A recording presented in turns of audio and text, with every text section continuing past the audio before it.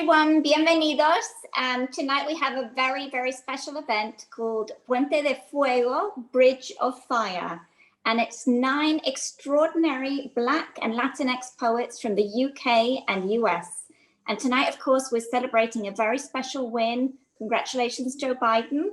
And we're also celebrating building bridges across the ocean and between the UK and the States. I've been working in community as a community activist and within literature for over 30 years. And one of the things that I learned a long time ago was that a strong community can do absolutely anything. What I learned in the last year is that community is not just where you come from or your tribe of friends and the people you hang out with. Community can be international. And we have been building an incredibly strong community, an international one. And that community is built on passion, on shared values, on shared culture, and it's built on heart, corazón, and that's what we're here to celebrate tonight. And so all of the poets that are on tonight are an incredible example of people who represent their communities, but also reaching out to other communities. Some of them I've known for many, many years, and I'm really lucky to call them friends. And some of them I've just come across more recently, but I'm absolutely blown away by. The event is produced by Nuevo Sol with support from the literature agency Renaissance One. Renaissance One has been producing events, tours, and mentoring writers for many, many decades and done incredible work promoting writers of diversity. And we're going to hear from the director in a few moments. And I'm very, very thankful that they agreed to help. Nuevo Sol, on the other hand, is much younger. Nuevo Sol is promoting British Latinx writers, and we basically just started last year. And I founded it with my co-director, the Argentinian poet Leo Boix. The reason that we started it was because for 30 years, the British Latinx community was completely absent from mainstream literature stages in the UK and beyond. So we decided to do something about it. And last year, we managed to publish a wonderful anthology of British Latinx writers called Nuevo Sol, which was published by Flipped Eye Publishing, an amazing publishing house. And we're very lucky to have the founding editor here tonight, who is also an incredible poet and writer, Nii Ayikwei Parkes. So thank you, Nii, for making that happen. In the coming years, we're going to be working more on developing more collaborations. So I'm delighted to say in January, we are launching our official website and also having an amazing event of the first major UK-US Latinx collaborations. We've got films, we've got novellas, we've got plays. It's going to be absolutely incredible. So that's coming up in January. But for now, before we start, I just have one more thing that I want to do. And this has become a little bit of a Nuevo Sol tradition. So I have my rum because, you know, you have to have the rum. And I chose the Celia Cruz track that we just started with, Azúcar, which is another little tradition. I can't do anything without Celia Cruz. So I'm just going to pour a tiny little bit of rum, como una ofrenda, because we also want to celebrate those that we lost this year. And we want to celebrate the win because I'm convinced that they were up there somewhere helping us get where we needed to be. So, gracias todos. Let's do this.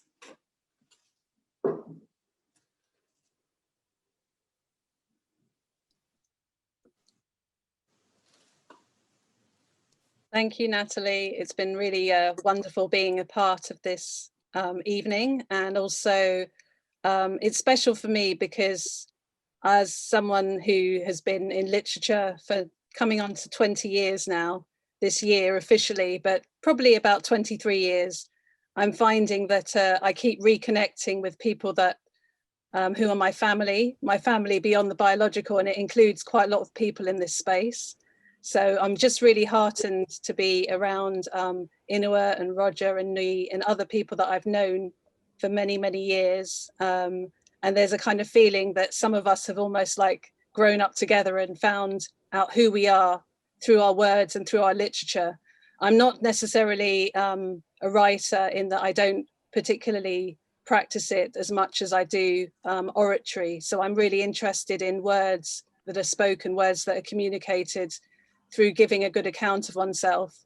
And I think tonight's event is part of that, in terms of we're not just having poetry here, but we're having your orality and your words within this space. And I think there's something as well about this aspect of us bridging each other in these particularly harsh times and this particularly crazy week, and us kind of coming together in solidarity, which I think is now more important than ever. So thank you for everyone who's with us tonight, and thank you to all the artists who are taking part. I don't really want to talk too much about Renaissance One, because you can always kind of visit the website, but all I want to say is that over the last 20 years, we've just wanted to support writers and artists and creative people where we felt that they are not having their voice, not having their platform, where there's some kind of vacuum, or where there's some kind of repression or oppression. And we've done that in very bespoke and tailored ways. We've done that through forging relationships. We've done that through conversations. And I've had the fortune to work along the way with Amiri Baraka, who I toured the last 2 times he was in England. I kind of arranged for him to come over and toured with him. And I was so surprised that people, in a way, had moved their gaze away from one of the most remarkable poets in the universe, and that I actually had a kind of role to play within that time. And there are also so many other writers, some writers in this room and some writers elsewhere. And I think sometimes it's not just about the names that you work with, but the connections that you make along the way, which is really important. So I'll leave it at that. And I particularly want to thank Nathalie as well for all that she's been doing, for bringing me on and bringing Renaissance One on in terms of being a part of this, and for us showing that we can be a family and have solidarity within this space. So we're going to go on to the first artist. Is that right, Nathalie? Yes. Yes. So I think we're going to do the track first. Would you like to play your track? Yeah. I will play it now. 1 second. And I should say that I actually chose Roger's track for him, because Roger is an amazing musician. So I actually chose my favorite of his tracks. Amazing. We've got Melanie's track first. So should we go Melanie's and then into Roger's? Is that okay? 1 second.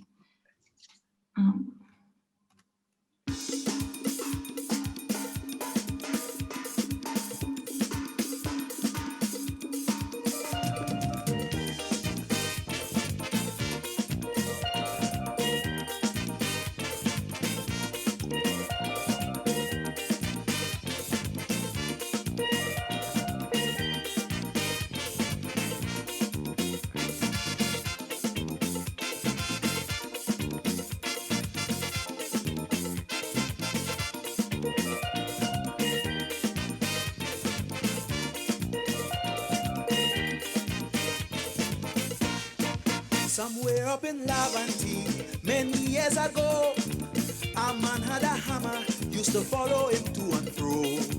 He used to use it to pong a pan, or sometimes a stupid man, all in the savannah, never miss panorama. One day the old hammer just disappeared.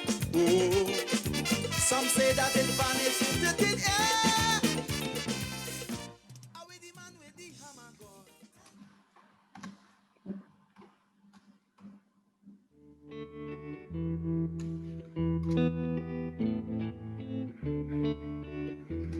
So I left this city just to find some grace, and I kept walking for 40 days. There I was kneeling with hands of dust, and I can't tell just which voice to trust. Seems like the devil gets bolder. Angel, please stand on my shoulder. Feels like my heart's getting colder. Angel, please stand on my shoulder. There I was standing on fields of war, and I don't know who I was fighting for. I came to this land from across the sea, just to kill someone who looks like me. Seems like the devil gets bolder.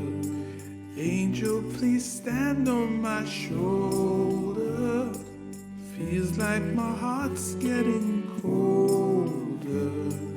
Angel, please stand on my shoulder.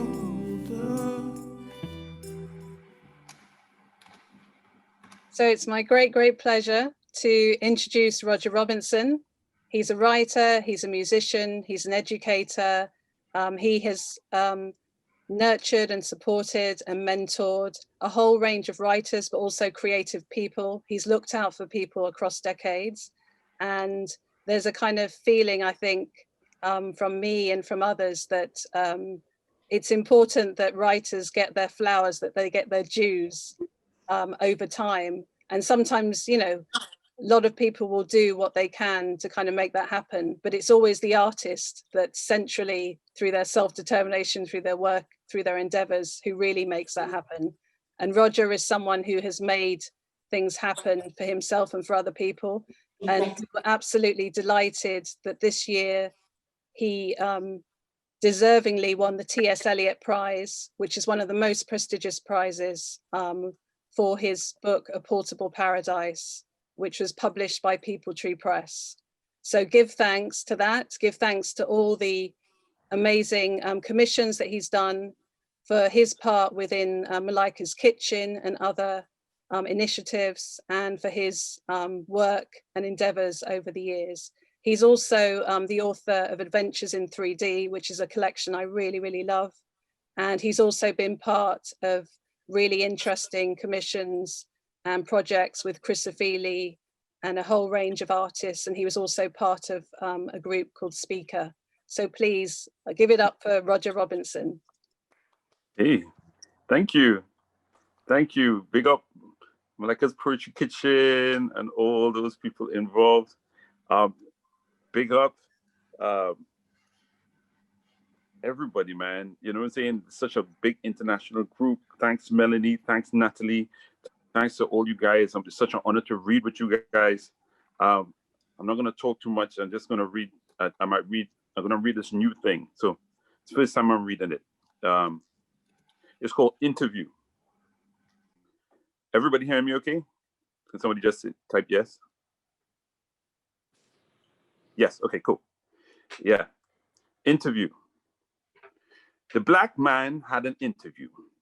He grabbed a pair of glasses to look less threatening. He felt silly. There was nothing wrong with his eyes. He thought perhaps a tweed jacket, something more traditional, no jewelry. He wouldn't have bothered, but he needed this job. A time might have been overdoing it, he thought, as he shaved off his beard and mustache. He had been growing out his fade for weeks now because he knew this was coming up. A short afro was the best that he could do. He was trying to present himself in a way that was unthreatening, though he knew that there was no threat there, but in the mind of those who were looking for a threat. He arrived at the building and gave his name to security, and they took his name and they looked through the interviewee list. They said he wasn't on it. He asked them to look again. They refused to look again. He asked what the problem was to check again in case they missed it. They said that they won't be doing that. Time was passing. He was going to be late for his interview slot. There was a certain amount of anxiety in his voice. The security told him to lower his voice. He lowered his voice. He could see the security near the wall talking into his radio. They asked him to leave the premises. He needed this job. He refused to leave, and he asked again, and then they called the contact name because it could be a simple mistake. 3 guards grabbed him from behind. They tore off his tweed jacket. His fake glasses fell to the floor and cracked. Just then, someone called out his name to see if he had arrived for the interview. He shouted, "That's me," but they put him down without an apology. He walked upstairs with his cracked glasses and his tweed jacket sleeve in his hand. The top 3 buttons of his shirt popped off. His pristine afro seemed rumpled, and he sat and tried to answer the questions as best he can, trying to give them the impression that he'd be pleasant to work with.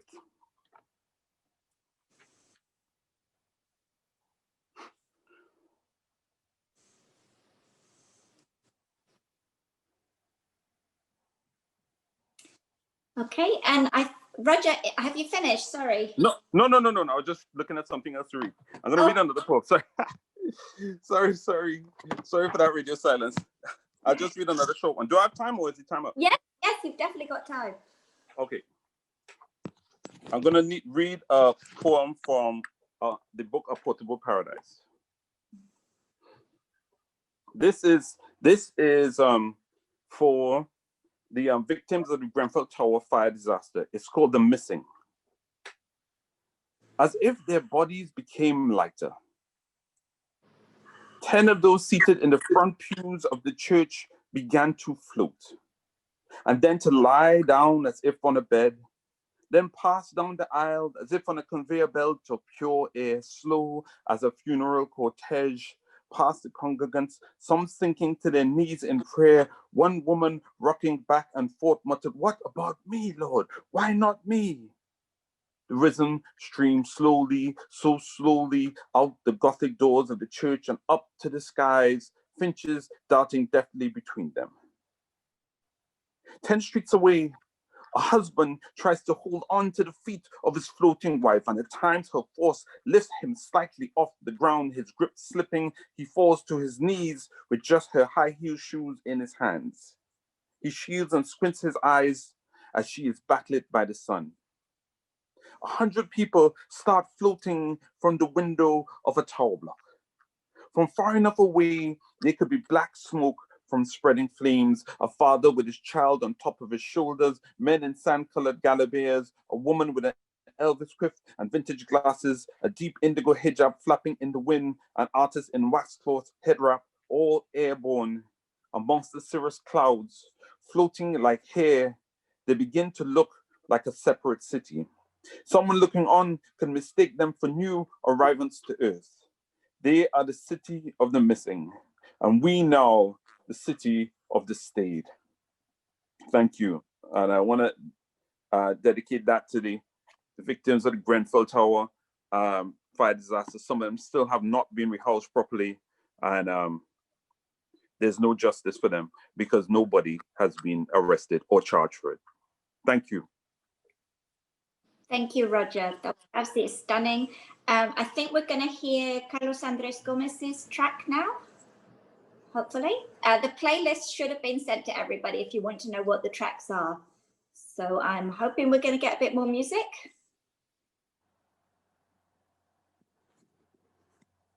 Okay, Mirren? Slight technical hitch. Okay, I'm going to introduce Carlos while we wait and see if we can get the music going. I think we've got. Sorry about that. Ese beso de tu boca que me sabe a fruta fresca que se escapó de tus labios y se me echó en mi cabeza. Es el beso con que sueño cuando las penas me acechan, que me lleva al mismo cielo y a la tierra me regresa. Y que reza, reza, que reza, y aunque ya no tenga cura, y el recuerdo de su beso me lleve hasta la locura. Sí, sí, sí, que este amor es tan profundo, que tú eres mi consentida y que lo sepa todo el mundo.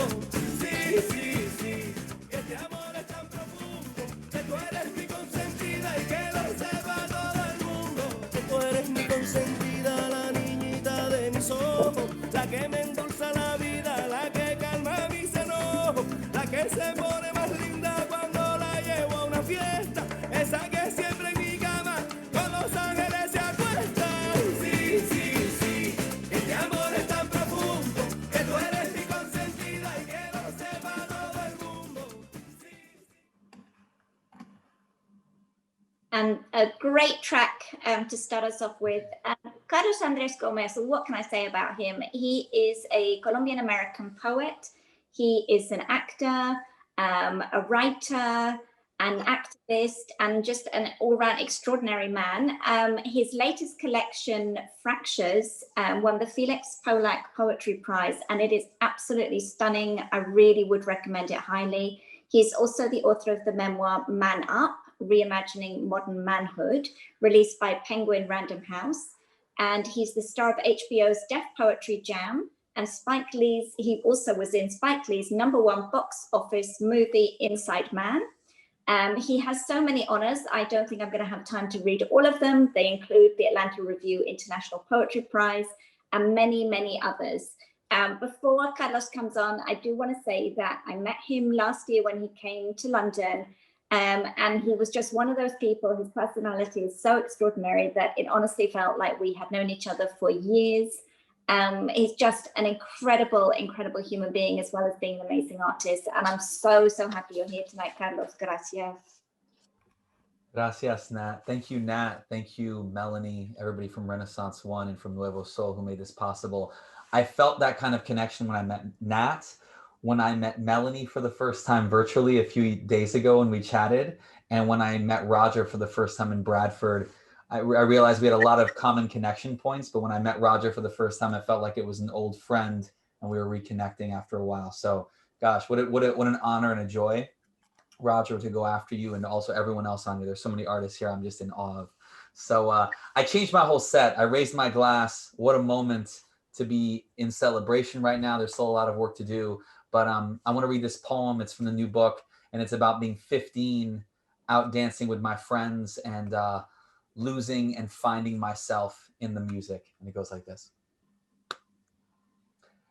My entire wardrobe was Canal Street original. Knock-off chic. Adolescent sleek in my double XL blue and black bubble jacket. Yeah, I was inside the club, and what? Inside an oversized coat coated in sweat and Old Spice. A kid eyeing 16, but not quite there. I wanted it all Chico. Learner's permits, the latest Jordans in baby blue, maybe a wink from the pretty Boricua in social studies. And when Biggie's verse dropped in Only You, he was in that room and teaching us how to stay elevated.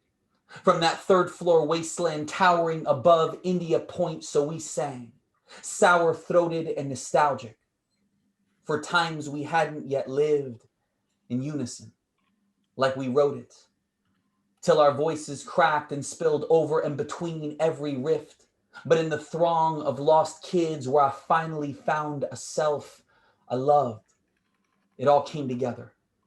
Like we could remix any wreckage and make it into a stage to slay, so we swayed and grinded like our lives were a music video tribute, hip to hip.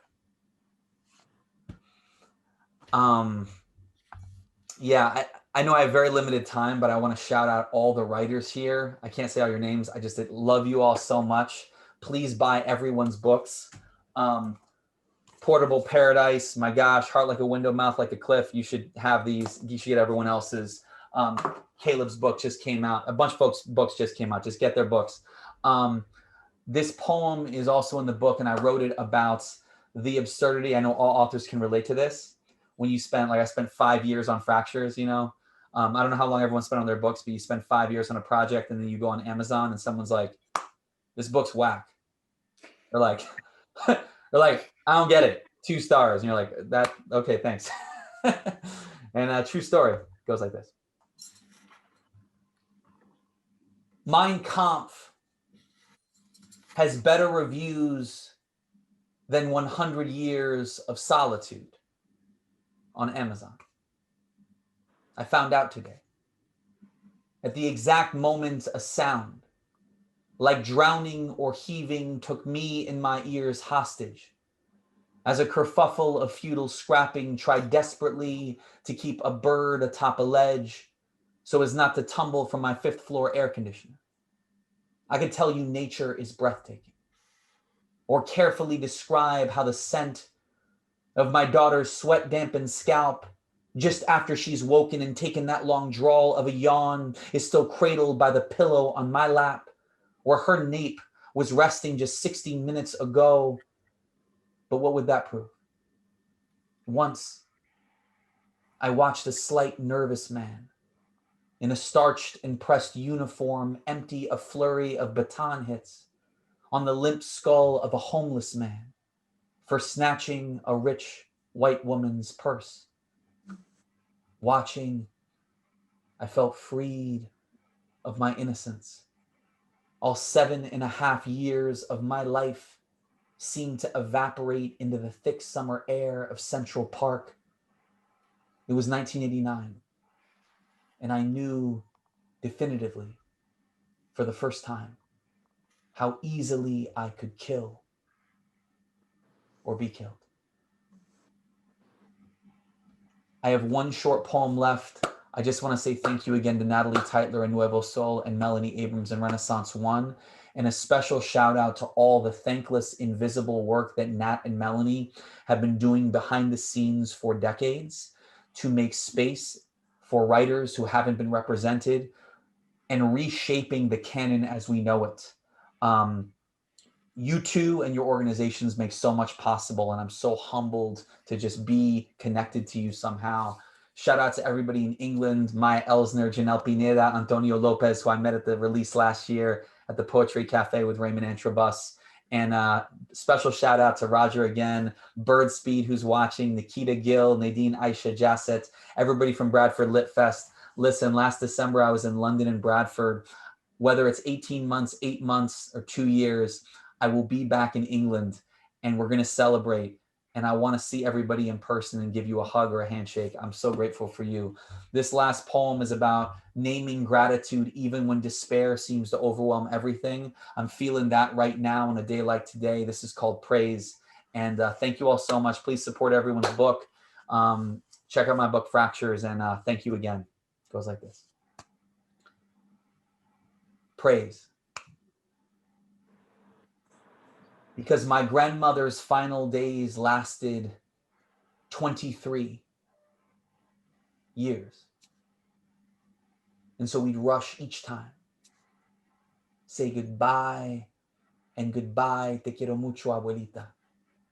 Te adoro.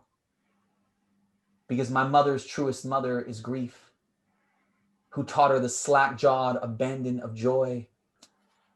Because my daughter strung together a 4-syllable word this afternoon. Because I say I love you so much to my wife mid-fight. And we chuckle sometimes between barbs, like we forgot which characters we were supposed to play. Because I was given a best friend for all of 6 years. And we handwrote letters each week in bright ink, dreamed of whose hair would give way first. Because the dust gave me a reprieve from the storm on the way home from daycare today. Because the rain is a stubborn guard when I am most tired. And grace refuses the chariots, also known as that rickety stroller that has somehow not yet quit, because Brent's metamorphoses those ticking minutes everyone else loses sleep over, shows up an hour early, or makes me wait while I reread the menu I've had memorized for a decade, because we pretend we don't know what we'll order, ask each other, they get the chicken pad thai every damn time, because my sister and brother were once small enough to make a home of my curled arm. Because I loathe their arrival until that moment, on the 7th floor of Mount Sinai, because there are no half siblings. Because my body begins to fail a little more each morning in minute and quiet increments like gradual, gorgeous rust. Because I courted death too long, but now dream of my retirement porch. Because my son's scalp is 76 seconds old. The 3 weeks he barely slept for more than 15 minutes. The lunges that shaped my quads and calmed his sobbing just long enough because I have wanted to be a father as long as I have feared its weight. Because I exhale knowing I cannot fail what I cannot leave, because no one I know has grown more in 3 decades than my father. Because right now, the oven is performing its miracles. November is teasing us with its building chill. My daughter is coloring in vibrant looping scrawls that look like cartoon fireworks, or the curls wreathing the large eyes she's borrowed from her mother. And finally,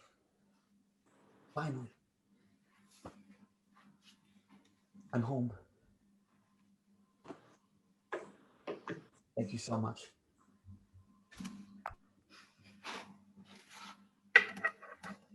Thank you, Carlos. That was awesome. I was so struck when I met you a few days ago with just the power of your oratory and your spoken word alongside your poetry. And yeah, we've just witnessed that in full effect. So thank you so much.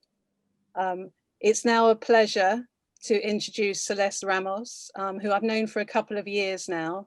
And I was particularly interested in Celeste because all the artists tonight work in more than one genre innovatively, poets and more. With Celeste, I was particularly interested as she straddles poetry, film, but also psychoanalysis. And she's been writing for a number of years. She's originally from New York and currently based in London. Her family are from Puerto Rico. And I'm also interested in that aspect, in that both my parents are Caribbean, but in England, I found that people maybe know a little bit about Jamaica and possibly not about other islands, and certainly not about Puerto Rico. And part of my kind of quest within literature is just to expose more people to the breadth of what we have in the Caribbean and all the kind of different cultures and languages and things at play. And Celeste is also exploring that innovatively, not just through her poems, but she's also writing reviews and she's performing. And she's also writing essays. And she's currently a contributing blogger on symbology and psychoanalysis for the Rain Dance Film Festival in London. So please give a very warm welcome to Celeste Ramos.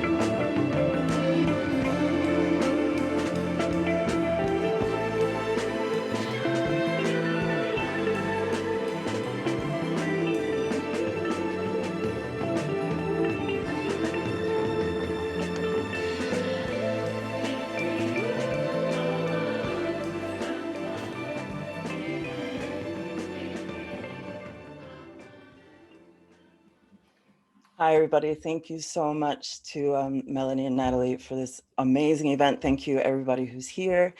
Thank you for all my friends as well who are here from the States and here from England. It's such an important day, I think, for all of us. But also it's just so surreal and a very nice promise of a new beginning for so many of us. So I am going to start with what I like to call a hunter's poem, because just as the way that things are beginning anew for a lot of us, I think a lot of people who are going to learn the lessons they need to learn and get the comeuppance they need to get are going to get it. And that's a nice feeling too. So this is a poem called Babysitter, and it's dedicated to pretty much everyone who's been showing up and protesting and doing work on the front lines. And it's a story that's, or rather it's a poem that is a couple of years old, but it's the very first time I read it. So I hope you enjoy it. This is Babysitter. They say we fell and split in two, and now I'm coming after you. Do it like we did before? That couldn't happen anymore. It's time through time I sail and swim, a step behind from where you've been. Remember back when this all started? You came on boats and waters parted. We left on boats and chains and waves, pulled priests and princes down to slaves. You looked into my eyes and said, this won't stop, not even dead. Oh, go on, laugh, I remember. It's like a song, it's like an ember, catches fire on nerve and I get so angry I cannot lie, but I'll find you like I always do. Still, I'm coming after you. Where once I swung like wind chimes high and tunneled beneath feet so quietly, you pulled me up and cast me out, made me dance and twist and shout. My grief and loss bore fruit of singers, protests, chants, losers, winners. I met your dogs, I dodged your law, black as any raven's claw, black as any parting gift left from souls still staining ships, black as all that residue from crack pipes, guns, and builder's glue, black as what you hide within when it's time for you to market spin. You move fast and I lose sight, hide beneath lapels so white, but I'll find you like I always do. Still, I'm coming after you.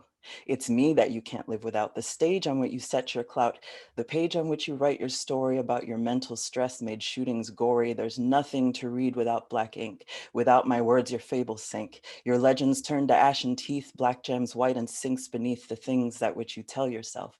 that you rise first and need no help, that you are base and you are the setting, that white is the right and white is the wedding will soon day crumble in your hands like all your stupid TV plans, and I'll find you like I always do.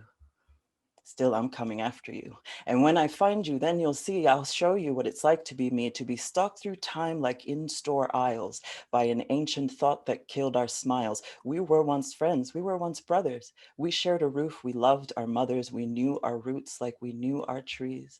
We knew our children bloomed from these. We knew a love that may have come from within or above, but somehow one day you decided that our love ought be divided. They say we fell and split in two, but now I'm coming after you, whole, untangled, never ending, whole, untangled for the mending. Thank you. Thanks. That was the first piece. I have no idea how much time I have left, but I'm assuming I still have time. This one is an oldie but a goodie, and I think it takes a new level of meaning for today. This is called American Import Woman, and this is for anybody that's ever been an expat or just feels kind of out of place in general. American Import Woman. Ambassadors to ourselves, abroad at last, learning the language and the lingo and the differences in scale. It's so small here, it's so narrow here, it's so insert color here. Everything down to the air and the weight are different and new. In the beginning, we're too starstruck to realize that they're clues because soon it's gonna get hard to breathe and we'll be weighing things differently. Soon we're falling through cultural nuances, getting our feet and asses stuck in the nets of them, like on all those stupid obstacle course TV shows. Not noticing we don't get job interviews because of our accents. We'll gain weight at home and wonder why we're not working. Everything was working fine back home. Our windows fill up with images that once took up school book pages. Rome is real. The Eiffel Tower is real. London is real in a river-cut glittery sprawl. And Europe is strange to you when you start to realize that people think you're dumb because of where you're from. They'll see your t-shirt and jean shorts and chucks and hear how often you say the word fuck and how you're louder than most, but you tip more than least. And Europeans don't dare venture the thoughts that you think, that everywhere you stand in Europe is where someone else has screamed. The air smells different when you realize that. It smells like powder, perfume, and blood. Every tour bus goes over a forgotten bomb like your partner's hand goes over your straining heart when you start to want to go home. When the weights get heavy and hard like ounces to grams become pounds to kilos, you'll know. Your Facebook fills up with birthdays, babies, new jobs, and funerals, and everything else you weren't there for, and now you feel it. Feel your inner thighs burn because your Europe foot and your America foot are pulling apart. They drifted first and it tickled, and now the continental drift of you is real. 3 years, and who are you? Who did you used to be? European strangers, hear you ask, how much is this? And counter your question with, where are you from? 7 years is a long time to hold a cheerleader split when no one is looking. 10 years is a long time to hold a dual identity. You don't go home enough to say you haven't been there plenty, so you start to say you haven't been back in a while, and now you know your meters to miles. The past is far behind you. Even the planet's never been the same place twice. She's always moving, and so should you. Thank you very much. Do I have time for one more? I have no idea. Yeah? Yes? Cool. I have a very short one. This is one that I dedicate to everybody who's creative. Anyone who's a writer, who's thinking about being a writer, who's thinking about doing anything that is tapping into a part of themselves that they're not familiar with, and that they can, just for them to know that you can do it and you will get there. This is called Close. How I hope someone is waiting for me, breathless as I am, to reach them. May they know how deep this mud goes because they've never washed the stains from their own clothes. May they know how many almosts there are, for better, for worse, and worse still. How I hope they know my hunger that becomes nausea and turns. How I hope they know my love that suffocates like rising water. May they somehow know the strength of its current. How I hope someone is waiting for me on the other side of this. How I hope their shadow is long on peaceful grass, believing in me, that I'm close. swearing I'm going to appear over that hill any minute now. Thank you, everybody. Thanks so much. Enjoy the rest of the show.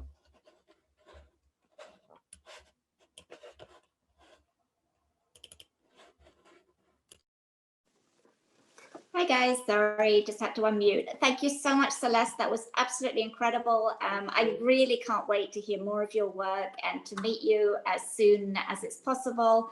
And I'm just so excited to have, you know, come across your work and had a chance to hear you reading. Amazing. Our next poet is Alan Chasaro. He spent 9 years as a public high school teacher, and after that he decided to do an MFA in creative writing at the University of San Francisco, where he was the Lawrence Ferlinghetti Poetry Fellow. His first poetry collection, This Is Not a Frank Ocean Cover Album, was the winner of the 2018 Black River Chapbook competition, and it's absolutely amazing. His second collection, Piñata Theory, is equally amazing, and that was given the 2018 Hudson Prize. And they're both available with Black Lawrence Press, so please do buy them. He's currently working as an adjunct professor at the University of San Francisco, and he's also managing an online MBA zine, Headfake, moonlighting as an assistant poetry editor at Acne Magazine, and raising money for MBA arena workers during COVID-19. So without further ado, I think we're going to play Alan's track. I hope we're going to play Alan's track.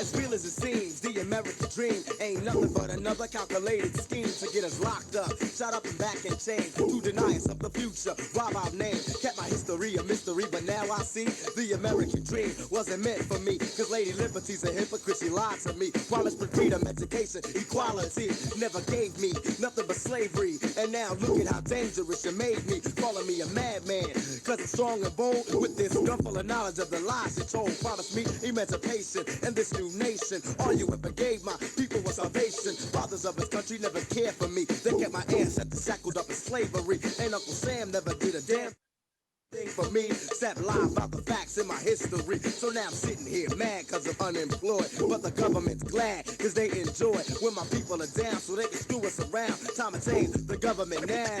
Panther power. Panther power. Panther power.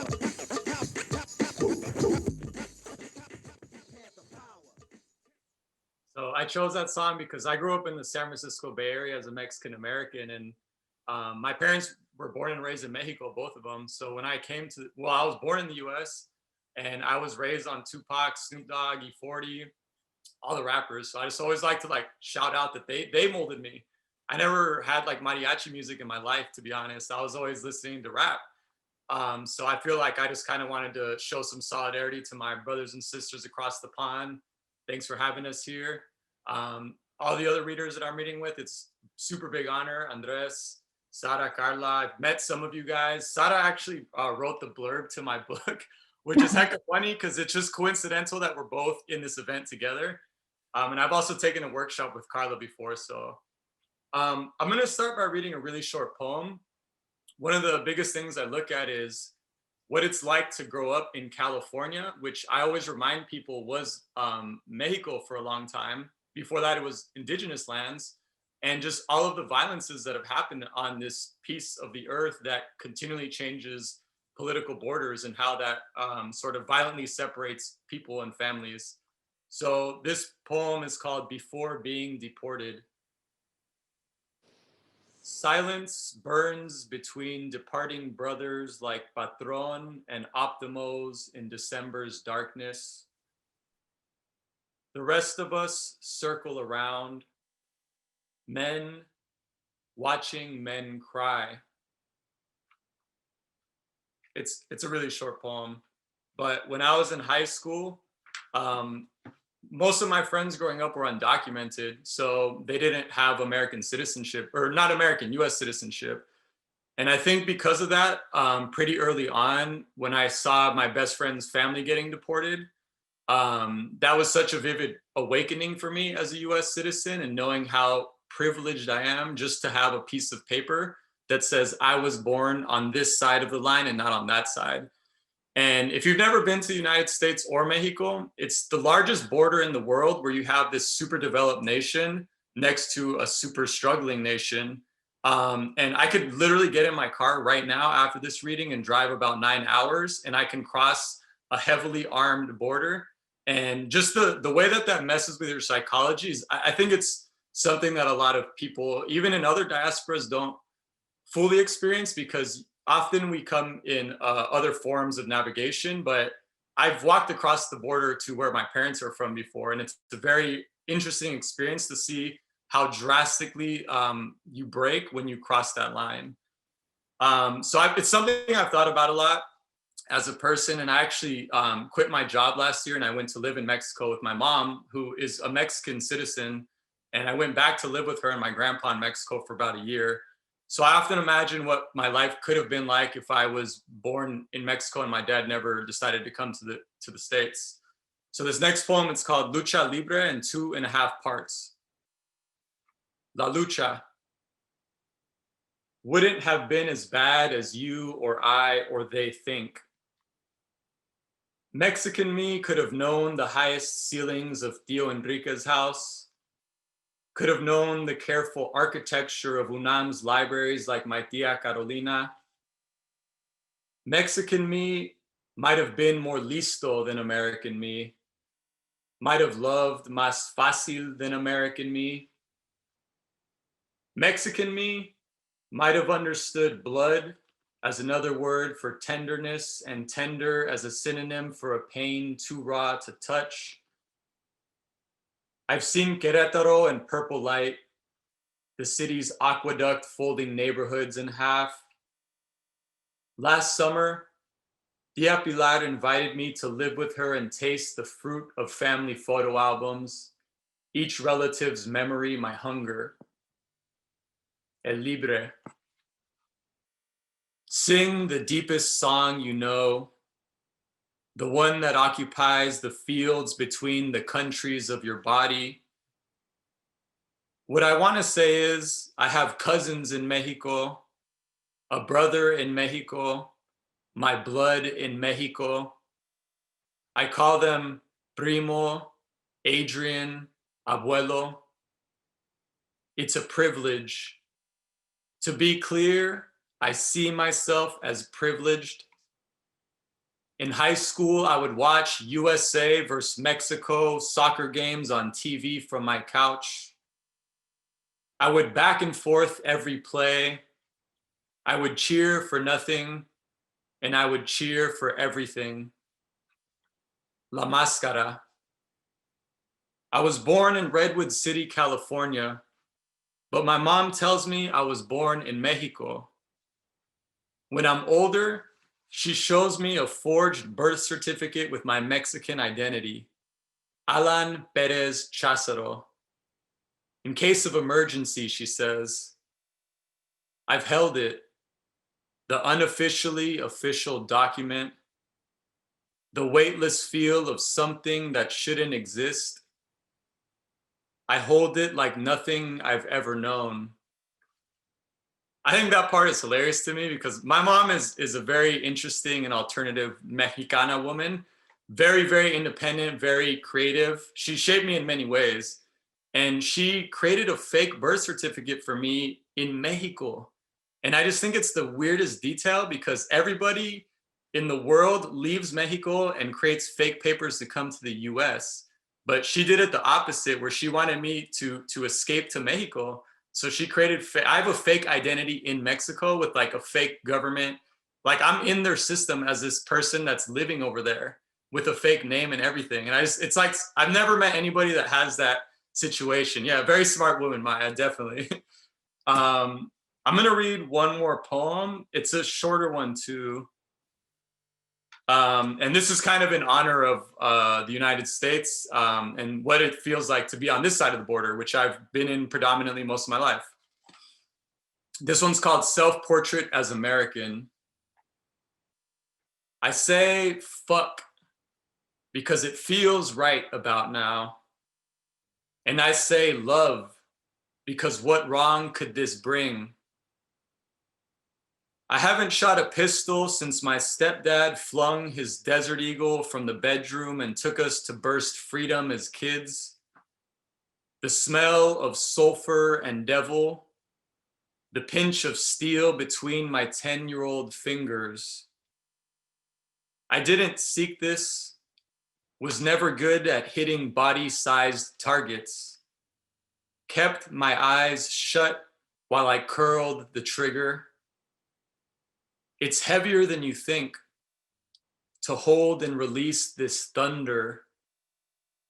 Not like the movies, but somehow like the movies. Ears still ringing, vibrations in my bones. Thank you, everybody. Looking forward to hearing everybody else's poems and everybody that's already read. Much love.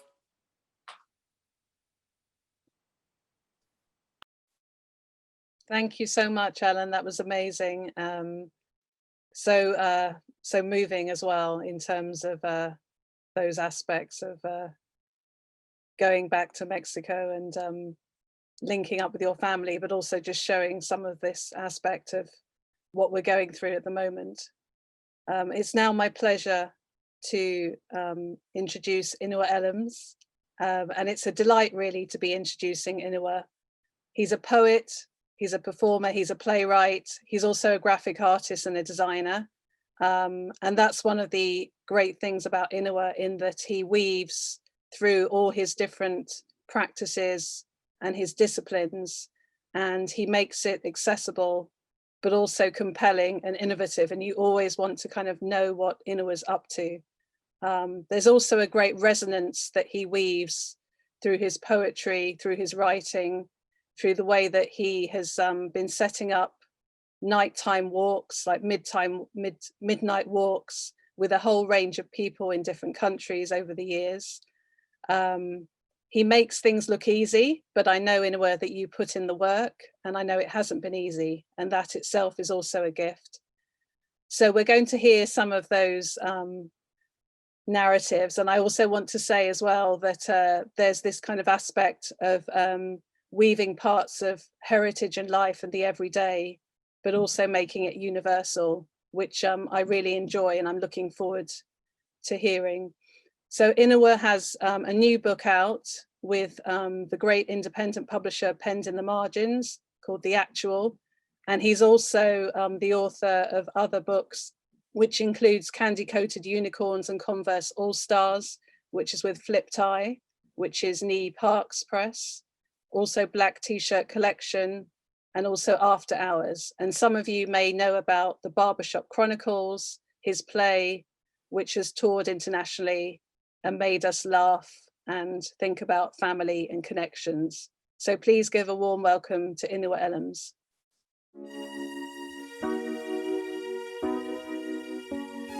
You all appreciate it.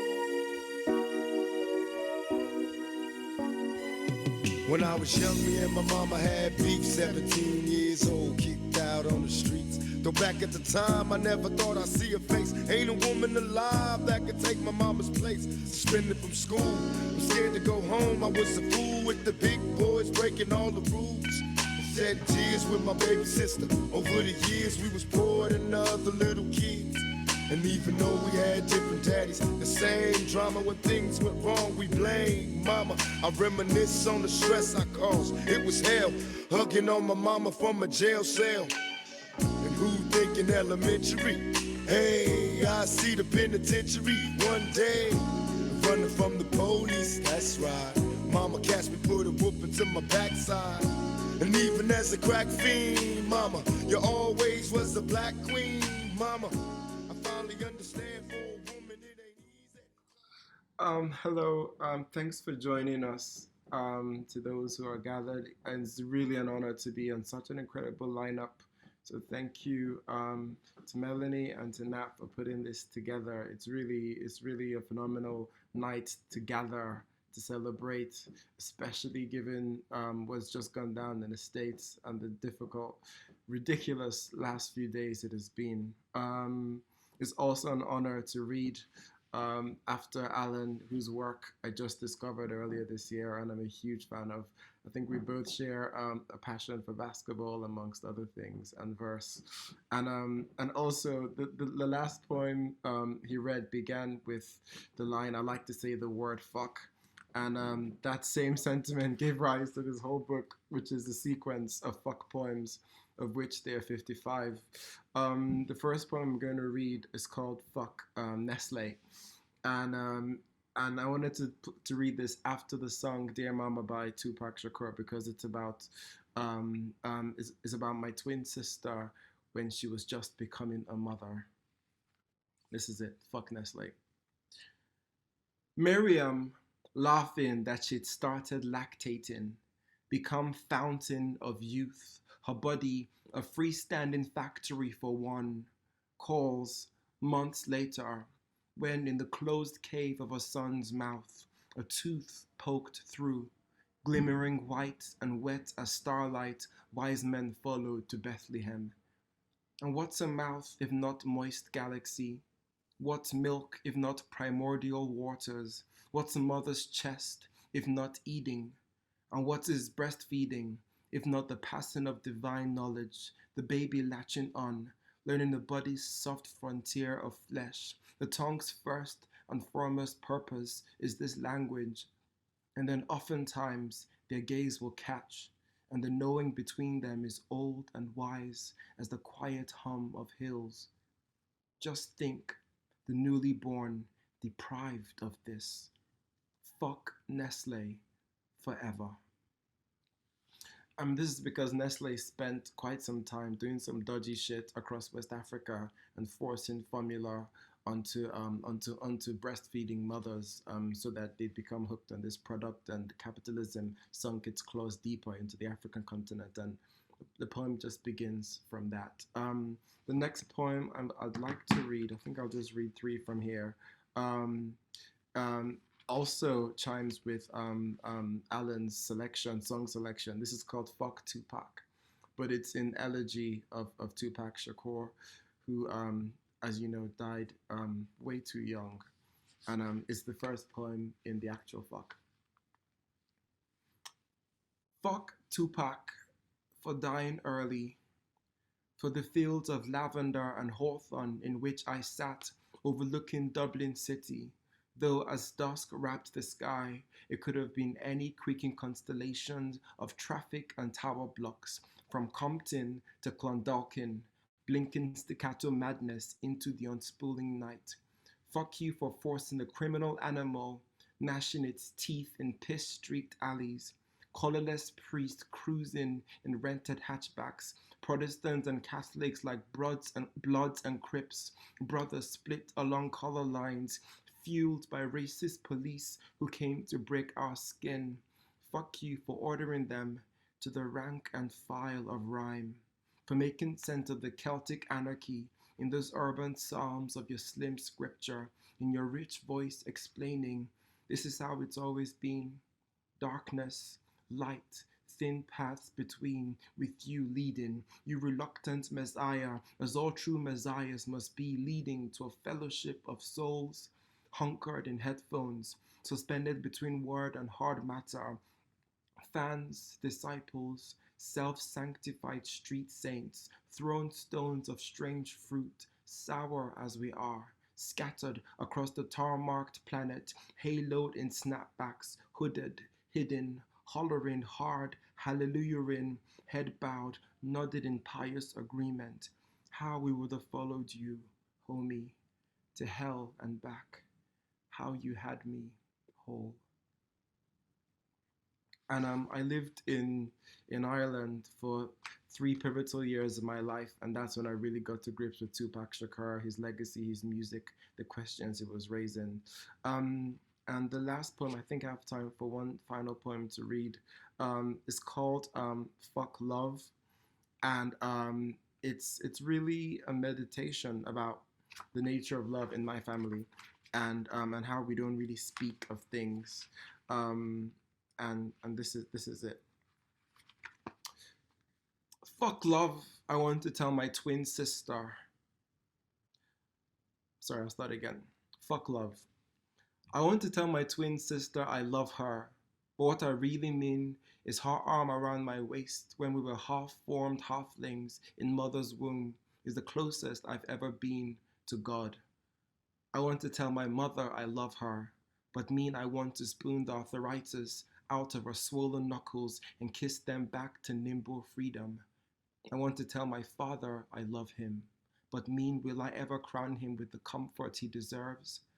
I want to tell my nephews I love them, but mean some shadows seethe for black skin, and I want to shield them from its falling.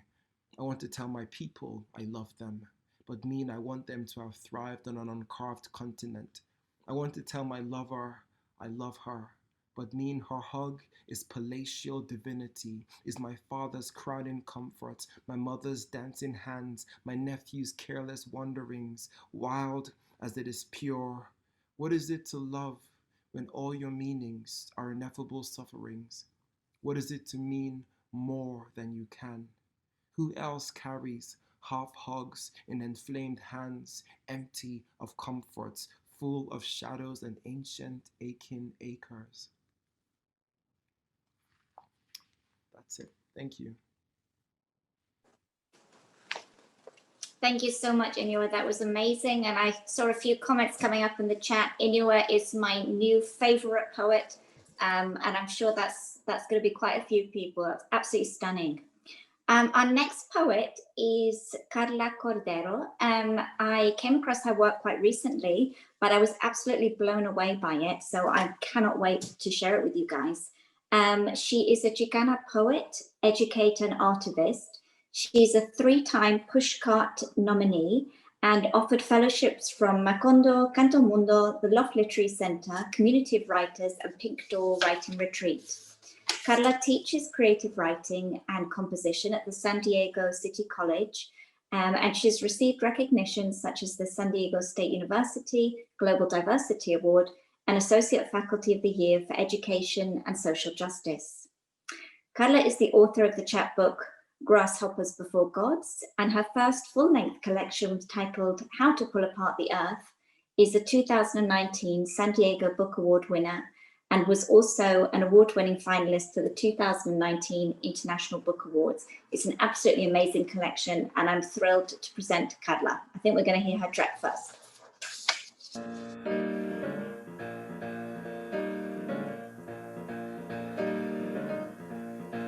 You better think about what you're trying to do to me. Think, let your mind go, let yourself be free. Let's go back, let's go way on, way back when. I didn't even know you couldn't have been too much more than 10. I ain't no psychiatrist, I ain't no doctor with degrees, but it don't take too much time to see what you're doing to me. You better think about what you're trying to do to me, yeah. Think, let your mind go, let yourself be free. Oh, freedom, freedom, freedom, oh, freedom, yeah, freedom, oh, now freedom, freedom, freedom, give me some freedom, oh, freedom. What's good, fam? Super honored to be here with so many beautiful writers. Thank you to the organization, to Nat, to the crew, to all the work taking and happening behind the scenes to bridge voices together. Thank you to y'all, 72 of you zooming in today on a Saturday for the sake of language and the power of language. So thank y'all for tuning in. Aretha was the first poet that came into my life outside of my family that told me to love myself. And sometimes you have to demand that love with intent. So I'm gonna read a poem to start us off with here. And if y'all are feeling good and ready for another poem, like throw a virtual like thumbs up, a little clap, some kind of love so we can hear the poem. All right, so here we go. When we grow up, our parents and guardians sometimes give us things that unconsciously become mechanisms for survival. And so this is one of those poems dedicated to my mom. It's called Tiburon. Tiburon. Once, My mother and a credit card bought their daughter a pool table. I found myself in the backyard with a growing chest and clumsy hands. I claimed corner pocket until I could master the sink and 8-ball. And by 15, the neighborhood kids knew of the Mexican girl named Tiburon, the shark who'd bite at the sound of a pool stick chopped into strategy in exchange for Walmart gift cards. I recall a time when a boy who thought himself a man challenged me to a game of strip pool. I thanked the sky for the cold desert night, for cloaking my body with layers. I emptied the table of its stripped billiards, and the boy who thought himself a man stripped it down to a full moon, mooned the room, cupped his manhood, and I walked away with his shit talk in my pocket. Years later, in college, my roommate asked to accompany her to the local pub. The bar sticky and old beer and jukebox. We took our seat on broken stools, rickety when our legs crossed themselves for good balance. The room full of tall men hovered over the pool table, their hands choking on the necks of IPAs. I ordered coronas with sliced limes, stacked a tower of quarters on the table, stared up at a white man covered in mermaid tattoos trapped in the ocean of his arm. I'll play for $5 and a few smokes. I break the table and his jaw snaps back at the reckless dance. 4 beers later, I sweep a $20 bill in American spirits. I walk into the alley, smoke my winnings, exchange my dollar bills for a California burrito. My mouth smothered in salsa verde, I laugh at the history of the men who dared doubt the feral animal that blazes in this blood. Thank you. All right, so I'm gonna read another poem. So quarantine life has really made me put a microscope on my surroundings and make me appreciate the things I love. And in this case, the thing I loved was the tiny snails that would come and eat my food in the garden. So this is dedicated to the snails. A fun fact, snails have a honing device or a honing instinct. So they naturally know how to crawl back to their motherland when moved. And this is according to a BBC wildlife film on the Telegraph. So dedicated to these 2 snails. 2 snails, a tragic love story. Out in the garden, out of rage, I broke 2 lovers apart, 2 slime, hard-shelled devils devouring their way down an entire head of lettuce. The greens raised by seed to dream big dreams of crisp bowls of salad, BLTs to offer the extra leaves to the neighbors so I can call myself a goddess of harvest. But my God, it is hard to stay holy here, holding each creature in my hand, bravest of travelers. I cannot imagine my lover and I split apart, only to think what will become of our bodies at the sound of silence. All because of hunger, because of faith found in the foundation of our birthplace, because history's sharp knife spiraled between the growth of root. I placed the small couple in a hedge hundreds of feet away, knowing they will return. I am no God, and yet tomorrow I will beg myself to be a merciful one. Thank you. All right, I'm gonna read one more, get out your face so I can hear the rest of these beautiful poets. I'm super, super excited. Thank you all for joining us. So again, quarantine, I've been hearing Siri's voice more than I've heard my loved ones. And so I decided to have a conversation with her. This is a conversation with Siri about death. I watch slasher movies, hate the sight of real blood leave the body. I panic on planes, think of ways the sky or machine will betray me. I read books and fear to evaporate out of this world without seeing its soft hands. I ask Siri how long a human can live without food. She says 40 days. I am 32 and I feed the backyard lizard houseflies because I know what it means to be a small thing, empty with hunger, simmering in the boil of June. In my car, I keep matches and water for the apocalypse. I ask Siri if death hurts. She says, depends. Today, I remind my fragile father to walk carefully, and he slams his toe on a corner wall, his toenail bent back like a door hinge, an entrance open for no one to nowhere. I ask Siri how long a daughter can live without her father. She says there is a crisis in America.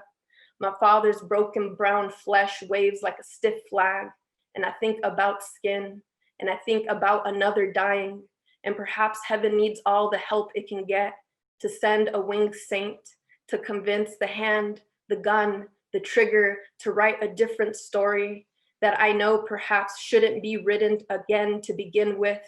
I don't know where I'll be buried, below the earth where I was raised, or below the earth that questions my right to own a bit of fortune. I guess I'm writing this poem to understand where our bones will sink to after the last spill of breath. Perhaps like this poem, born with the first line calls across the page, then a small funeral. When the last word sits like a headstone, I promise you, turn the page and witness a resurrection. Thank you all so much. Thank you. Love you all.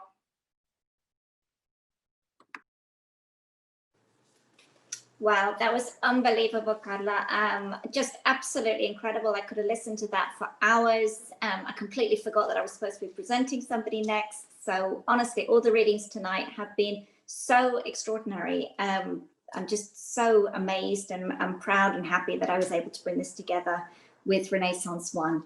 So the next poet is Caleb Femi. Caleb is a poet from South London. He was the Young People's Poet Laureate between 2016 and 2018. As a film director, Caleb has made short films for the BBC and Channel 4. He's also featured in the Dazed 100 list of the next generation shaping youth culture. His debut collection, Pour, was published by Penguin and it came out 2 days ago. So this is a huge, big thing. And I have to say, because obviously I haven't been saying too many personal things about poets, but I still remember the moment when I first read Caleb's work, which I think was about 5 years ago, because it was before he became the Young People's Laureate. And I just knew he was going to be a really, really huge and important artist. And honestly, having played even a tiny role in his book coming to the world is one of the highlights of my career. So Caleb, I think we're going to hear your track first.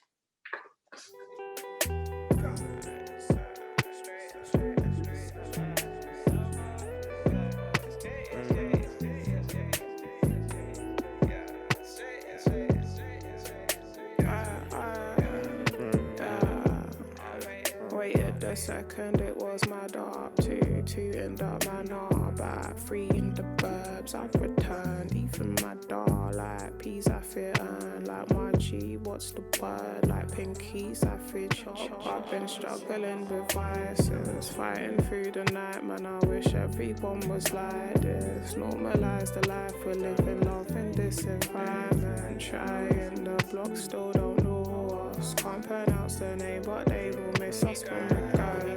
Miss us when we go. They miss the boat, don't miss the soul. I posted with the lot. I got a couple when I propose. I was thinking it a little while ago. Ain't nothing holding me down. I must get up, I've been down again. I've been lower than I knew I could go down. Knew I gotta move even if it's slow. Hello, everyone. It's lovely to be reading with such an amazing set of writers. Thank you, Melanie. Nat, it was a I think it was underplaying the contribution that you have made to making this book a reality, like helping it be brought into the world. Roger Robinson as well was the first person who ever put his arm around me and ushered me into the world of poetry in terms of like the industry, if there is such a thing, and Nick Makoha as well, who's really mentored me along the way. Shout out Jay Bernard, I see you, you're in here. One of my favorite writers ever in the world. Carlos Andreas, link up soon. Shame that we didn't link up the first time. And then just everyone else. Yeah, this is Pour. It's a collection that means a lot to me. So I say that like, you know, we write collections that don't mean anything to us. This is Honey Trap and Little Boy. What do you know about mercy? The little boy from the ends, know it be the last thing you plead when the dust settles. What do you know about the story, the full of it? When the single cloud was moving at the pace of wisdom, they called Tasha a set-up chick. But the truth was that the little boy was an arrogant fool. We would need a new set of images to map out what happened. Off ends, caught slipping, 6 ops. But first, tell me what you know about Reebok Classics, Dipset, Sovereign Rings, Aquamasters, Flexing. This has nothing to do with nostalgia, but to access the story, you must take yourself back to the last time you heard a scream that didn't signal rain. Out the belly of the little boy, blue with running, with shiny rubber limbs, playing little boy games. The hands of his laughing scream, feeling the walls, the way bats converse with the dark world. You know them way there. When the afternoon carried one atomic intent, horny little boy playing horny little games, baking in laughter like he'd be the first to be horny in history, forgetting how he came to be born. You know them way there. Dashing around the estate like trying not to get seen by them eyes that love to snitch. Anyway, the story started with a text. Tasha's your cousin. She's Peng. Give me her number. And maybe Tasha was Peng, or maybe her skin was just light like she was plated in gold. Little boy trying to get up in her panties. Ain't got a clue what to do if he got up in them panties. You know them way there. This second one that I'm gonna read is one I've never read before, but I'm gonna read it. It's almost like I feel like I've been neglecting it. It's called It's called A Slow History of a Quick Death. I swallow an apple whole at the till of a newsagent before boss man has the chance to call me a thief. He reaches down my throat for his silver, pulls out a maleta I swallowed a week ago at the job center. This resembles the beginning of a joke. A man holding a muleta does not know he's a matador. Boss man asks for the muleta's worth. If it's silk, I say it carries the worth of a hungry smile. Boss man says he will use it as a curtain for the small window in his bathroom. Instead, I offer him the joke. He refuses, but I tell him anyway. A man holding a muleta does not know he's a matador, or that the ground he stands on is a bull ring, but behind him is a charging bull. Who knows? I'm gonna read this. I'm gonna read this poem, and I'm gonna read it because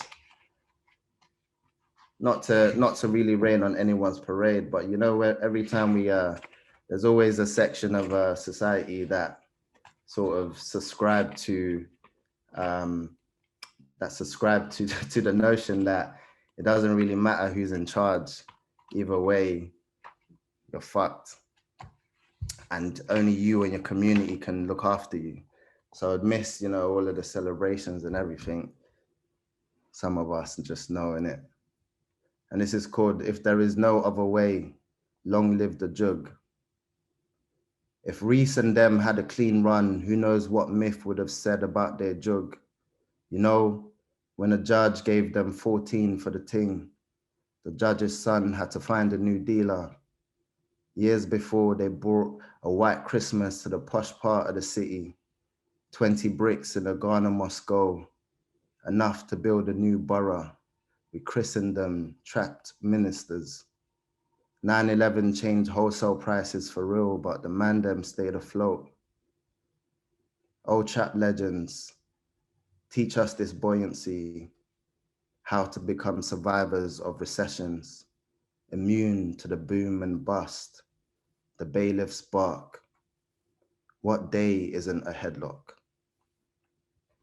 Thank you, guys.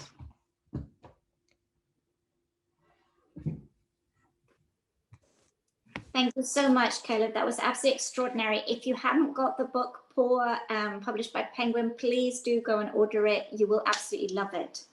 Our next poet is Sara Borjas. Sara is a Chicanx poet.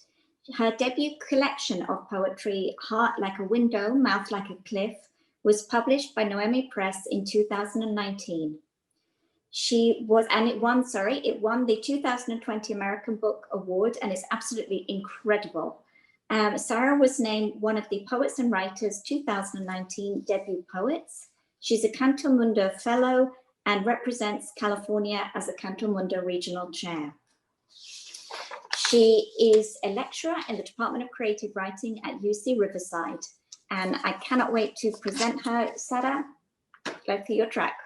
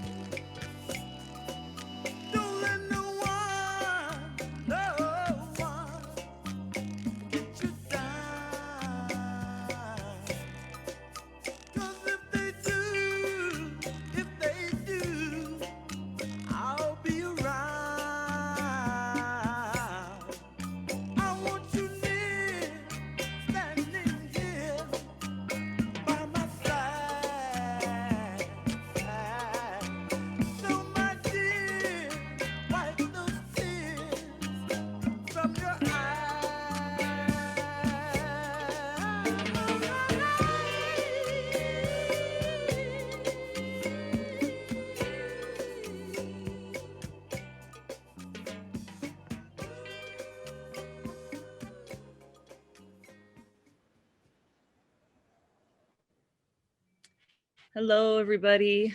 Thank you all for being here, and thank you, Nathalie, and thank you, Melanie, for making this happen. It's such an honor to be reading with these poets on this day. I was gonna go burn some shit down, but I guess I'm gonna just read some poems instead. So I'll burn shit down after this. But before I get going, I just want to begin by acknowledging the land which I'm speaking to you from is original territory of the Yokut people. And as another person living and working with much privilege in Fresno, California, I want to pay respect to the people with us today, the original peoples with us today who preceded us here in this place, and confront my own place and the place of the people who live in Fresno, who are guests on this land and the beneficiaries of colonialism, genocide, and imperialism. This first poem is after Mia Barraza, who was a Fresno poet who died really young a few years ago in a car accident, but she would have been one of Fresno's greatest. It's called I'm a 6-cent Chicana from Pinedale. I'm a 6-cent Chicana with a farm worker's twang and a lowrider's frame. Tree trunk hips and salt split lips, donkey's grin, my mother's wooden bones and my father's vast wounds. Eucalyptus for feet and knees plump as oranges and my hair straight as grass along a dry dirt ditch. I've worn yoga pants to a ball and beer for a personality. I paid pleasure with my dignity and chosen propriety over my mom's cooking. I marched for women and stood with double-faced goose steppers. I won acceptance with lies and painted my nails with sink water. I don't tell others they have it easy. I don't forgive killer cops or war criminals or racists. I don't feed others before myself or wonder if I should have said something. I speak my mind to the hierarchs. I make jokes with my heart. I argue with the work trucks and the belt buckles that convince people they are a man. I ride low in my shame and my pride. I leave the doubtful in a neon dust. I don't forget the dead or the devastated or history's hidden trails. I record the valley. I dress up in tight ego. I peek through the berserk to see what's likely tomorrow. I spot women tight as a bunch of grapes, sweeping their minds into a 14-karat gold-plated monument with one amused, bizarre soul, infinite crop rows for legs. So I don't really buy it that people are voted for Trump because they're poor or isolated. There are plenty of people of color who grew up poor and isolated and do not think that other people don't deserve dignity of their own lives. This poem's a little bit about that. It's about my dad watering the yard, which I'm sitting in. It's called My Father Imagines Winning the Lotto. 63, and he's never been outside the state. He watches the Weather Channel daily so he can speak about the world. An all-inclusive universe sparks each time my father imagines imagining a vacation. There we swim with dolphins named Lulu, clean our mouths of sugar from the funnel cakes. My dad knows an old-fashioned is a cocktail, not an adjective. Truth is, we will never be white. We will always be afraid. It is not meant for us. Our worth provable across time and space. Our greed met in that for-family television manner. Never forget where you came from, my father told me as a little girl. Scared I might pull the ladder up behind me. I worked each evening, clutching onto a water hose, sprang out over our little square of earth, its tear both above and beneath.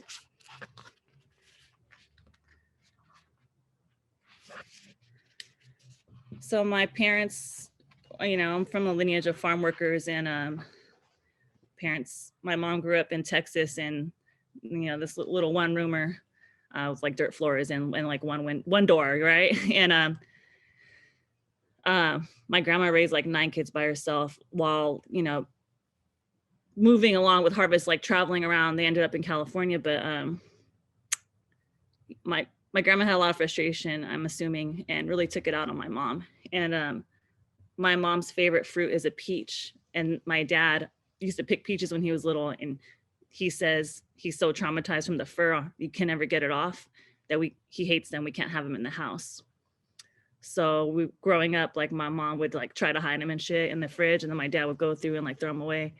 And it was a little, kind of made me think about their whole lives as kids too. This poem's about that. It's called Lies I Tell. A woman has a window in her face. That is the truth. I look like my mother. That is the truth. I want to tell you I'm not like her. That is the truth. I'm ashamed walking in a woman's body. That is the truth. I wish to take back everything I say. That is the truth. A window can be a mirror. It can also be a door. That is the truth. As a girl, my mother slept in a shack with no windows and one door. That is the truth. My grandma would slam windows. Truth. A mother's hands are stronger than God. Truth. We often use fruit to describe a bruise, like plum or blackberry. Truth. My mother's window, blackberried. Truth. My mother's door, peached. Truth. She loves peaches. That is the truth. My father cannot stand them in our house. That is the truth. We had 3 doors and 9 windows in our house. That is the truth. A woman has a face in her window. Truth. A father has a window, but I don't know where it is. Truth. What burrows is the peach fuzz, he said. That is the truth. I have never been close enough to a peach to eat one. Truth.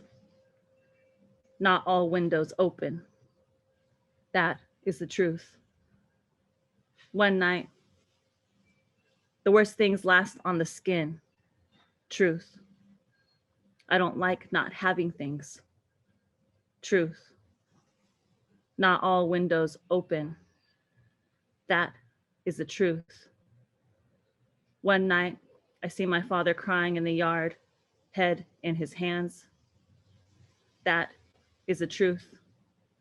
I make things up that I want for myself. That is the truth. I'll read one more. Thank you everybody for being here. And now it's really time to get to work. All those people who were so sad. Time to work, all sad people, sad, helpless people. I'm a part-time professor, and I really think about like how much, like how I'm so dehumanized by my own internalized whiteness, and then how that it gets compounded in the university and academia when you're teaching and you have these expectations that you're from people who you want to help, liberate, but you have to liberate yourself at the same time. A study of a part-time pocha. We power dress, clack down the hall in our high heels, although we know it's quite pathetic. We perform like a Western academic, all tidy and linear, all holding office hours and shit, scaffolding the curriculum. We pose cross-legged in a room lit like a spaceship with no one to take us higher, never shouting, never crying, never doing anything truly dramatic like the oldies taught us, like our parents did, screaming at each other, leaving and coming back into the room to apologize. We fill the dean's dinner table with our brown body. We eat the crumbs of the institution, saying, like it's cake. We are not TV stars, but we convince. We write politically, no matter what we write.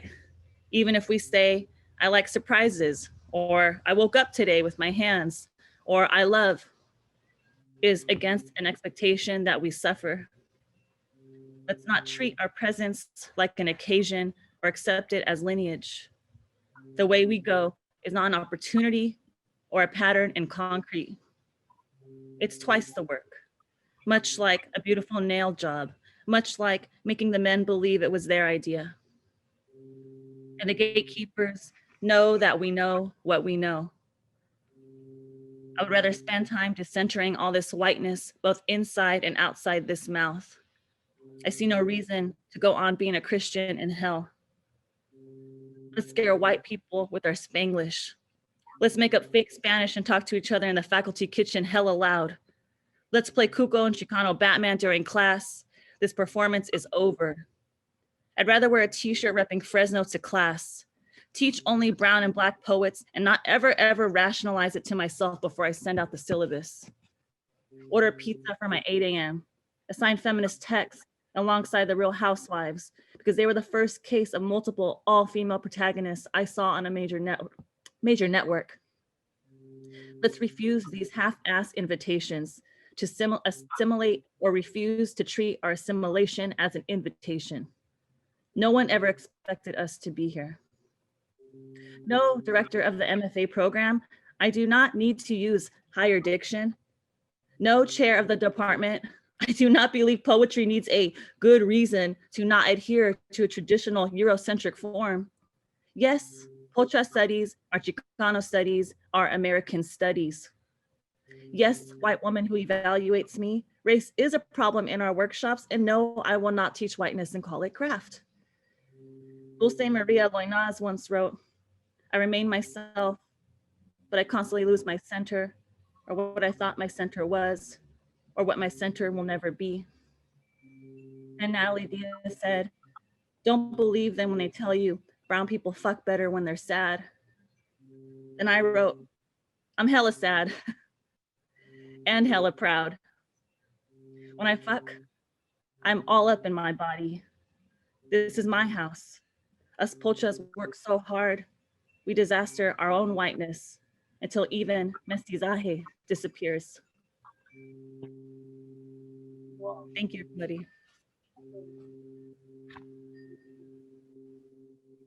Thank you so much. That was absolutely amazing. And seeing where we are with the event as well. It's so yeah, so brilliant. So thank you.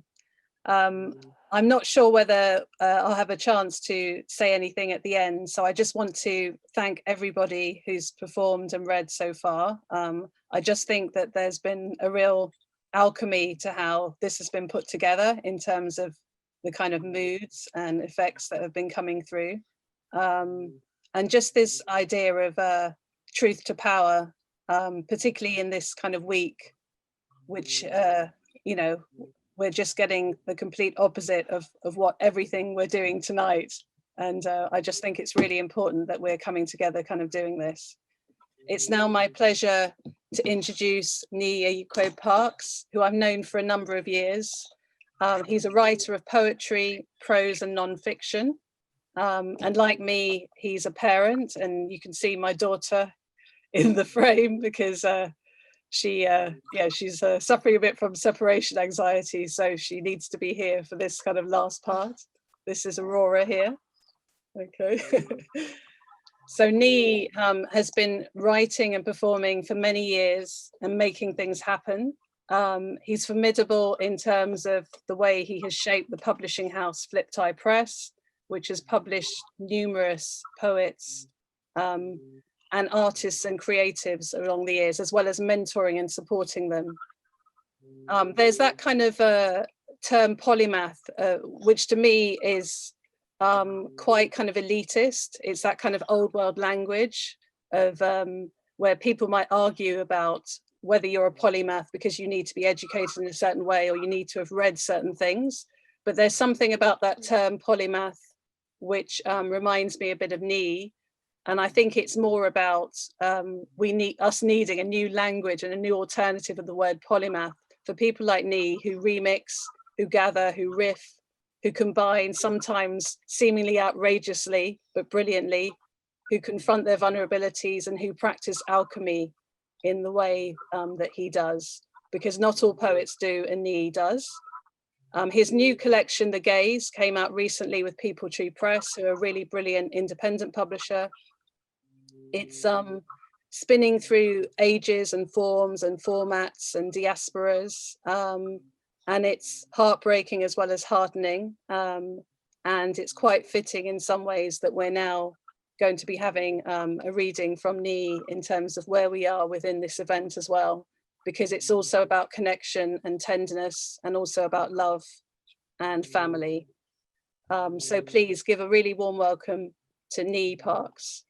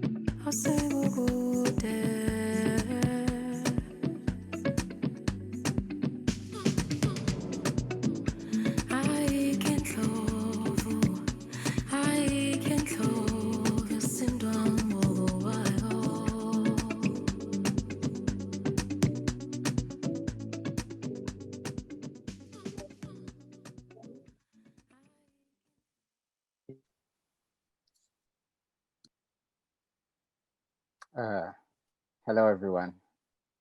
It's a pleasure to be with you. It's like it's the hustle, the present, and the future, right here. You know, when I think of the hustle, I think of, you know, cold nights, Roger Robinson, Melanie sitting about talking about things to do. The present, Nathalie is very much part of my present, even though that present embraces, a history of over 7 years, probably. Inua Ellams, regular guest. He was one of the approved guests in my house with my ex. And Caleb, I call him Future. He knows that. Because I love the way he's moving, and all of my new friends and connections. I have these links with California that are deep. I remember doing a gig in San Diego in 2002 in a cafe, and they paid you by passing a hat out, and the hat went round and it came back, and I had like $400 and I was going crazy. And somebody said to me, "Let's cross the border, let's go to Mexico." And I swear, if I wasn't flying to England the next day, I would have gone. And who knows if I'd ever be back here. But yeah, it's wonderful to be in this space, and thanks to everyone who's here. I know there's lots of you that I can't see who are watching, and I'm grateful that you're here to be audience and to support and to experience. Unfortunately, my book's not out in the US yet. I'm still talking to some publishers. We'll see what happens. But yeah, in time. I'm gonna read, I can't read from all 4 sections. I'm gonna read from 3 sections of the book. Oh, Nick Makoha, I didn't shout you out, man. All your energy. How could I not shout you out?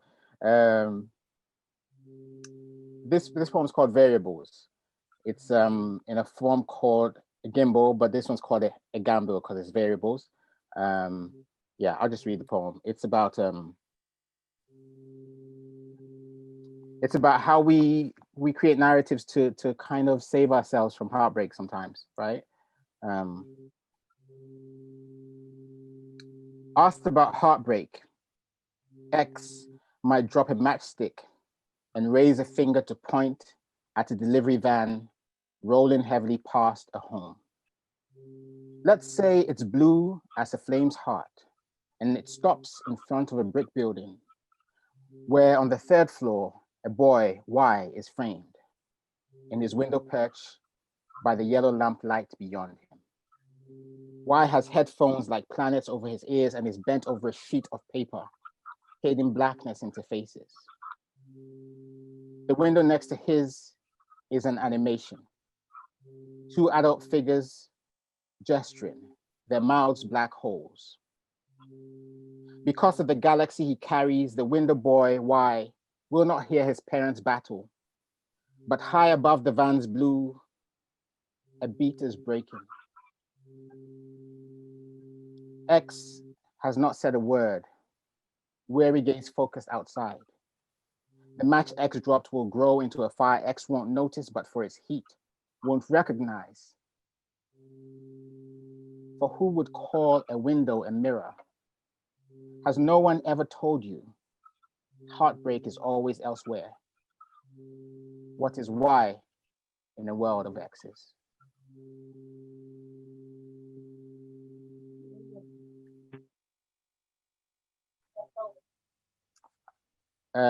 This one's called Year AD 87 BM 14, a poem in 3 sentences. I think anyone who got an advanced copy of my book, this poem would not have been in it. I'm kind of like, I like playing with deadlines like that. I hustled in maybe 8 poems after the advanced copy. There you go. So here we go. Before the memory of spit wiped from your brow in silence, before a boy in blue in Manchester threatens to put you in the van simply for asking, what is our crime?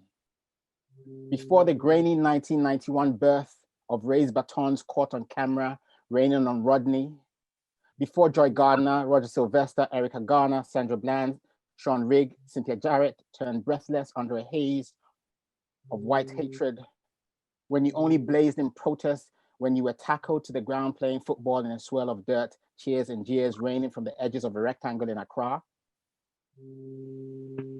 Blue-tinged days when you were newly teen and only beginning to edge towards the van of the hormone-driven youth movement. Before you knew the damaging disorientation of a kiss on the collarbone, a nip beneath the breastbone.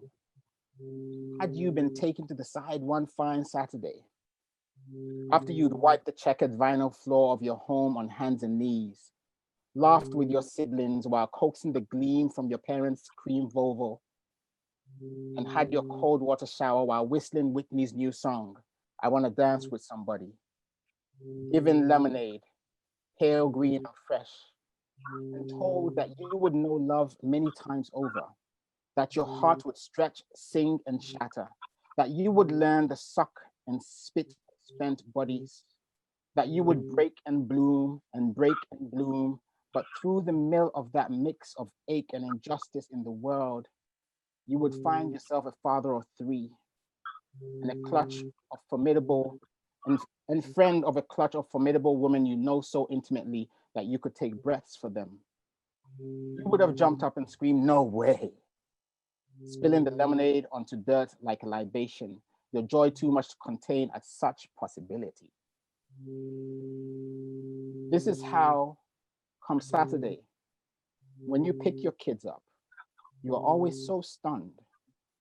Because who would believe the Toli that in a world that showers so much terror on skin so dark, you could still make out of one lemonade drinking boy so blue, a full muscled girl, a wisecracking boy, and a wide grinning girl.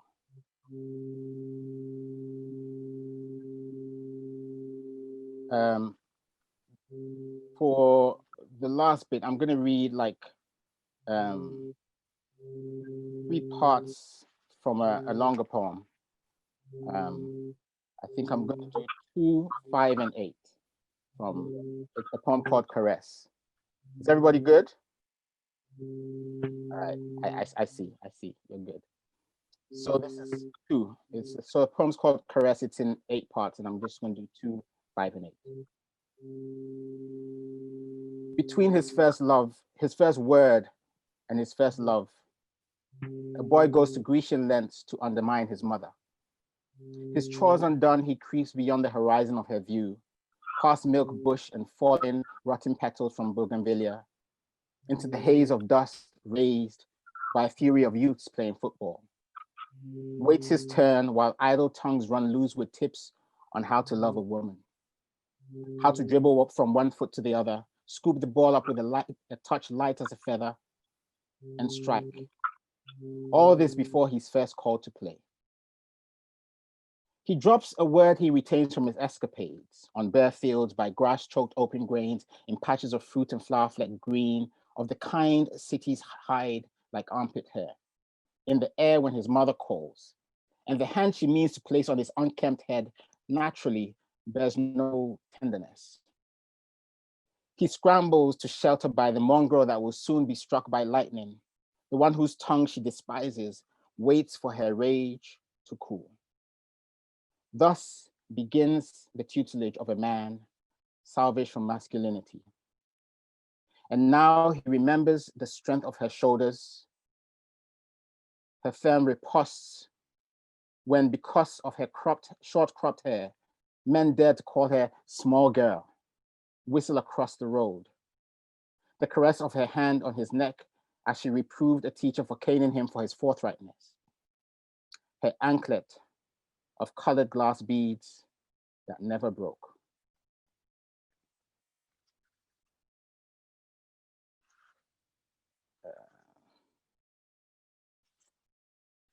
Five. Sometimes a man wakes with Spanish phrases in his head with no clear reason beyond a few lines, beyond a few hours spent in Madrid, Lima, and Buenos Aires. There's no hand on his chest, no man or woman calling from another room to ask what he will have with his coffee. No skin-born memory of caresses, just mala hierba, which is a snippet of something overheard in Hablemos de la Centralidad, which he can only imagine is the fruit of a history of building languages from scraps gathered in the crowds and markets of Accra, Kumasi, Cape Coast, and Manila. Tree, Ewe, Tagalog, Fancy. There might be yet more in the bud of his heritage, with a great-grand from Fernando Po and others retrieved to the mother continent, from Guadeloupe, Nova Scotia, Jamaica. Who can ever tell what words he will scream should he wake to find his head replaced by flowers, his eyes stamens, his cheeks a mesh of petals, pollen scattering every time he speaks. And the last part, 8. Absence is silence he has learned to endure. But sometimes it breaks his faith in his own existence, makes him rephrase questions. If a tree falls in the forest and you don't hear it, do you exist?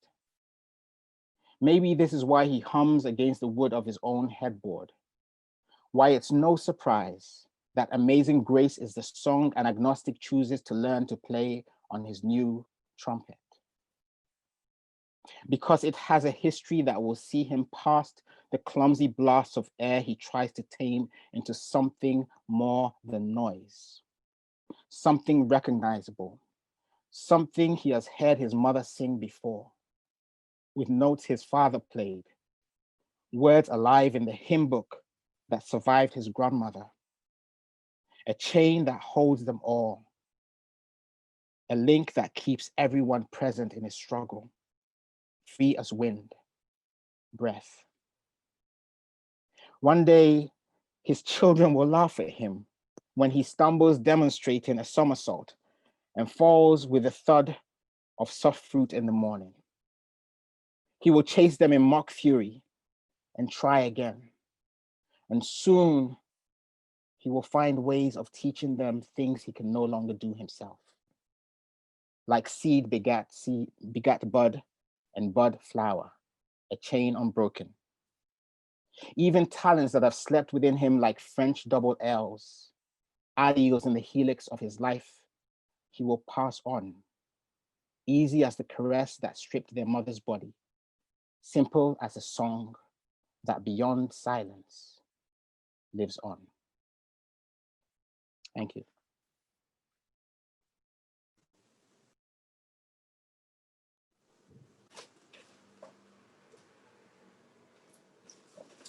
Thank you, Nii. That was absolutely stunning. And honestly, the whole night has been absolutely perfect. Everything I imagined. When I was curating this, honestly, my thinking was very simple. It was really, who do I need to hear? What poets do we need to hear? Because this has been such a hard year. And it exceeded everything that I had hoped for. So thank you so much, the poets. I think we saw some really beautiful friendships starting. Just to say, Nuevo Sol has another event in January of next year when we're going to have some of the poets that you've seen tonight in collaboration with UK poets and writers. And Renaissance One, thank you again for your support. And they've got a fantastic event on November the 11th, which is the book launch of Ferdinand Dennis's Duppy Conqueror. And finally, the last thing that I wanted to say is one of the things that I do with Nuevo Sol is I run an online writers collective for Black and Latinx poets, although LGBT and disabled poets are also welcome. It's called The Bridge. It is free. And if there's anybody who would like to join it or who knows students or people who might want to join it, let me know. The next masterclass is with Shivani Ramlochan.